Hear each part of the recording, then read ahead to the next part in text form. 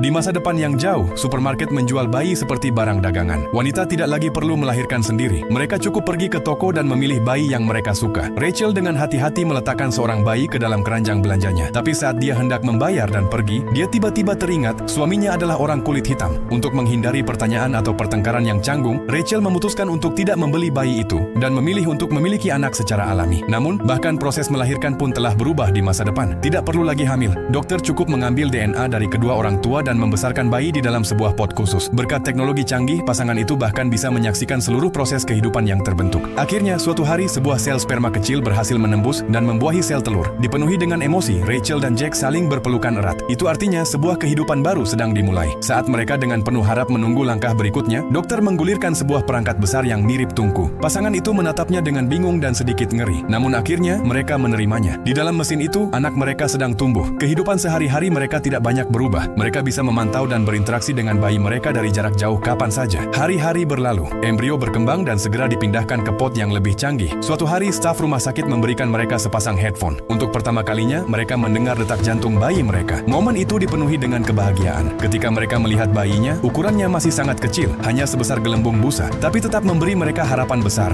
Di rumah, mereka dengan antusias mulai menyiapkan kamar bayi. Waktu berlalu dengan cepat. Tak lama kemudian, mereka diizinkan membawa pot itu pulang. Awalnya, mereka sangat berhati-hati, meletakkannya di kamar tidur mereka. Tapi malam itu saat mencoba tidur, mereka merasa pot itu tidak cocok di sana. Jack memutuskan untuk memindahkannya ke ruang tamu. Dalam perjalanan, dia hampir tersandung, tapi untungnya bisa menyeimbangkan diri tepat waktu. Malam itu juga, saat mereka hendak tertidur lagi, tiba-tiba alarm berbunyi keras dari luar. Mereka bergegas keluar dengan panik, hanya untuk menyadari bahwa mereka lupa mengisi ulang larutan nutrisi pot tersebut. Jack awalnya merasa panik, tapi dalam beberapa hari berikutnya saat dia melihat anak mereka tumbuh dengan stabil di dalam pot, dia merasa semakin lega. Segera kapasitas maksimum pot di rumah mereka tercapai. Bayinya hampir siap lahir. Mereka harus mengembalikan pot ke fasilitas dan menunggu proses kelahiran. Tapi begitu kembali ke rumah, ada sesuatu yang terasa hilang. Tak lama kemudian dokter menelepon mereka. Dokter mengumumkan bahwa bayi akan diinduksi segera. Pasangan itu bingung. Bukankah ini terlalu cepat?